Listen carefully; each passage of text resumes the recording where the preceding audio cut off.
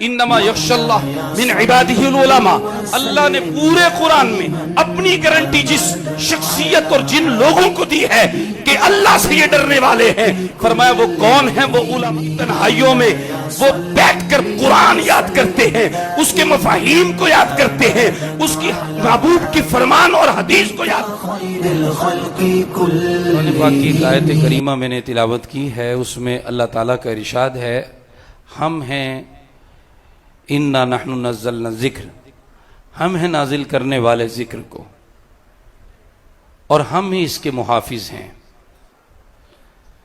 یعنی قرآن کو ہم نے نازل کیا اور ہم اس کے حافظ ہیں۔ اللہ تعالیٰ قرآن پاک میں ارشاد فرماتا ہے ہم اس کے نازل کرنے والے ہیں اور ہم اس کے حافظ ہیں۔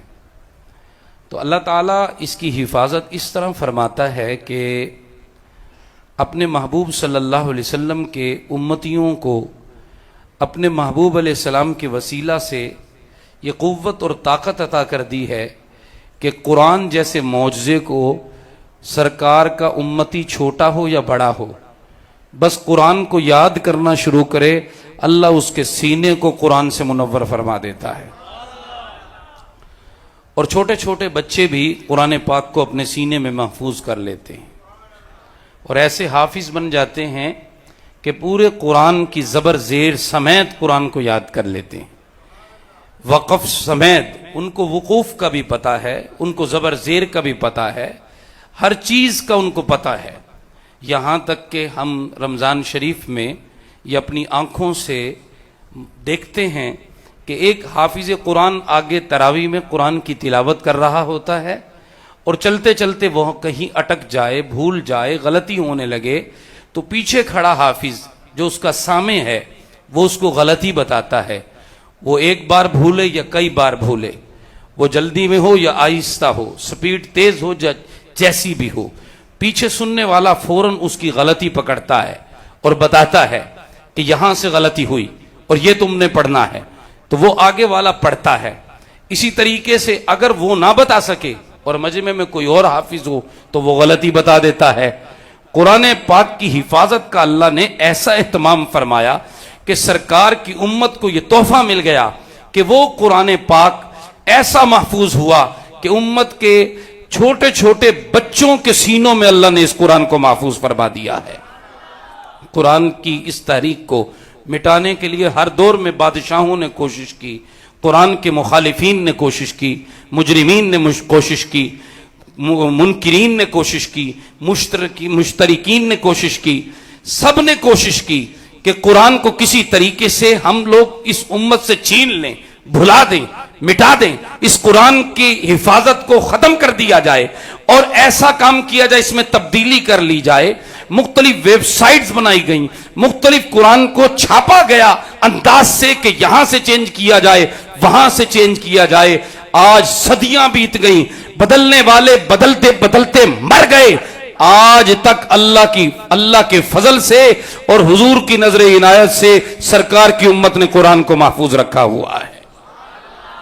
یقیناً یہ حافظ کا کردار ہے جو حفظ کرتا ہے، اور پھر اس کا کردار ہے جو اس کو حفظ کراتا ہے، اور پھر جس جگہ یہ حفظ کیا جاتا ہے اس کا کردار ہے، اور پھر وہ جو اس سسٹم کو چلا رہا ہے اس کا کردار ہے، اور یہ وہ جگہ ہے مدرسہ جہاں طالب علم کوڑا آتا ہے، اس کا جو صفحہ دل ہے بالکل صاف ہوتا ہے، اور استاذ ایک ایک آیت کر کے اس کے دل کے جو ہے صفحے پر نقش کرتا جاتا ہے، یہاں تک کہ الحمد سے لے کر والناس تک پورا قرآن اس کے دل پر نقش ہو جاتا ہے۔ پھر بیماری بھی آ جائے اس کو بھولتا نہیں، وہ سو کر اٹھے پھر بھی یاد رہتا ہے، اس کو بھلانے کی کوشش کی جائے وہ بھولتا نہیں، جب تک قرآن وہ مسلسل پڑھتا رہتا ہے، دہراتا رہتا ہے، وہ اتنا یاد کرتا ہے قرآن کو کہ وہ زبر زیر سمیت، پیش سمیت اور اعراب سمیت پڑھ کر بتاتا ہے میرا سینہ کوئی عام سینہ نہیں رہا، بلکہ اس کو قرآن کو محفوظ کر کے اللہ نے اس کو منور فرما دیا ہے۔ تو پھر یہ پہلا مرحلہ ہے۔ دوسرا مرحلہ کیا ہے؟ دوسرا ہے اس کی تفہیم کرنا، قرآن کے معنی و مطالب کو سمجھنا، اس سے جتنے مفاہیم اور اس سے جتنے مسائل نکلتے ہیں اس کو جاننا، اور اس کو درس نظامی کورس کہا جاتا ہے. جو بچوں کو آج اپنے بچوں کو مبارک دینے کے لیے آئے, ان کے استادوں کو مبارک دینے کے لیے آئے, جن کے بچوں نے قرآن پاک کی تکمیل کی ہے, جو حافظ قرآن بن چکے ہیں, ان کا سفر مکمل ابھی نہیں ہوا, ابھی تو انہوں نے پہلی منزل پر پہنچے ہیں. اب اگلی منزل ہے درس نظامی, عالم دین بننا, قرآن کی فقاہت حاصل کرنا, علم دین کو پڑھنا, قرآن کو سمجھنا, اس کے مطالب کو سمجھنا. میرے محبوب کا فرمان ہے, جس نے قرآن کو سمجھنے کے لیے اور دین پڑھنے کے لیے سفر شروع کیا, درمیان میں فوت ہو جاتا ہے, اللہ اس کو مرتبہ شہادت عطا فرما دیتا ہے. اور جب یہ مرے گا, اس کے درمیان اور انبیاء کے درمیان ایک درجے کا فرق رہ جائے گا. ابھی مجھ سے پہلے بھی خطاب کیا گیا, انما یخشی اللہ من عبادہ العلماء. اللہ نے پورے قرآن میں اپنی گارنٹی جس شخصیت اور جن لوگوں کو دی ہے کہ اللہ سے یہ ڈرنے والے ہیں, فرمایا وہ کون ہیں؟ وہ علماء ہیں. بلکہ یوں کہہ لیجئے, اللہ سے ڈرتے ہی علماء ہیں, اور جو نہیں ڈرتے وہ عالم نہیں ہے, جو ڈرتے ہیں وہ عالم ہیں. اللہ نے خود گارنٹی دی کہ مجھ سے ڈرنے والے جو ہیں وہ علماء ہیں. تو پھر دیکھو ڈرتے کیسے ہیں. رات کی تنہائیوں میں وہ بیٹھ کر قرآن یاد کرتے ہیں, اس کے مفاہیم کو یاد کرتے ہیں, اس کی محبوب کی فرمان اور حدیث کو یاد کرتے ہیں. پھر کیا ہوتا ہے جب گلیوں اور بازاروں کی طرف جاتے ہیں, ان کی گفتگو کو سننے کے لیے لوگ چوک در چوک آتے ہیں. وہی ایک بچہ جو جامعہ محمدیہ نوریہ بگی شریف میں کل تک پڑھ رہا تھا, جن کو مفکر اسلام ڈاکٹر محمد اشرف آصف جلالی کے نام سے جانتے ہیں, کون جانتا تھا کہ مدرسے میں آنے والا ایک اسٹوڈنٹ ایک وقت آئے گا کہ ایوانوں سے ٹکرا جائے گا, ایک وقت آئے گا بادشاہوں کے مقابلے میں کھڑا ہو جائے گا, ہر باطل کی آنکھوں میں آنکھیں ڈال کر دیکھے گا. کون جانتا تھا کہ پاکستان کی سرزمین سے بیٹھ کر گیرٹ بلڈر جیسے گستاخ کو پکڑ کر نیچے لٹا دے گا. کون جانتا تھا کہ عرب کی زمین پر بکواس کرنے والا رسالت اور اولیاء کرام پر توصیف الرحمان کے خلاف یہاں سے بیٹھ کر اس کو سر رغو کر کے اس کو زمین بوس کر دے گا. کون جانتا تھا کہ یہ ایک بچہ جو بگی شریف سے نکلا ہے پوری دنیا پر فاضل بریلوی کے مسلک کا جھنڈا لہرائے گا. کون جانتا تھا افکار صوفیہ کو پوری دنیا میں عام کرنے والا یہی بچہ ہوگا.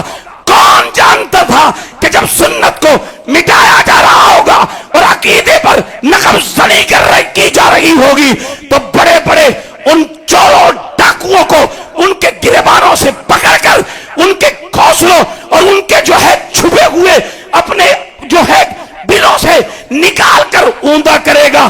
کون جانتا تھا آج اس بگی شریف کے کلندر نے نکل کر بتایا ہے, مرض ہو یا تکلیف, کوئی مشکل ہو یا کوئی آزمائش, ہم ہر وقت سرکار کا جھنڈا نکال اٹھانے کے لیے پیدا ہوئے ہیں.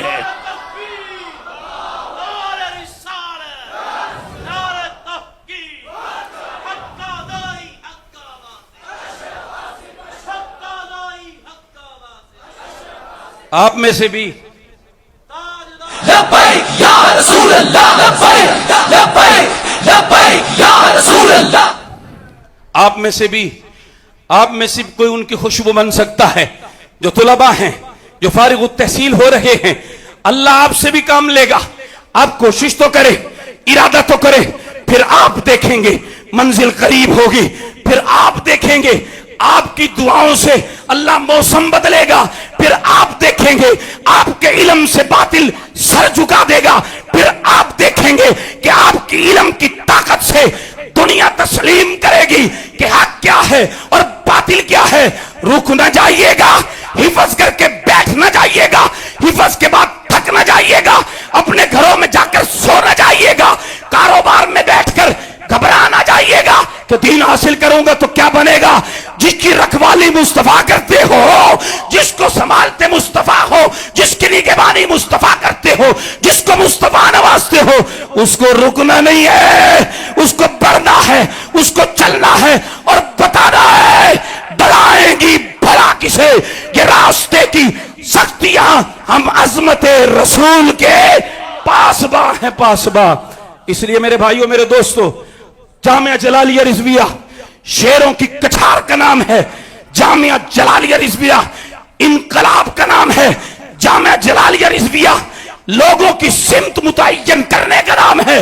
جامعہ جلالیہ رضویہ عقیدے کی درستگی کے مرکز کا نام ہے.